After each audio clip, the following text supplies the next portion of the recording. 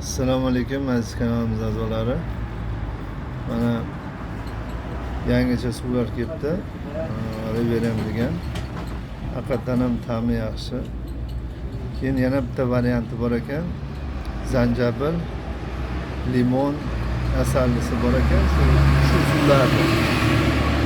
Shularni bir ichib tatib ko'ringlar. Ancha yaxshi.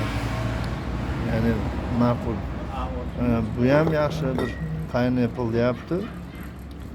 Bu o'zimizda ananas, keyin qo'shimcha shu malt, ya'ni nimadan olinadigan, bug'doydan olinadigan bir modda deyiladi.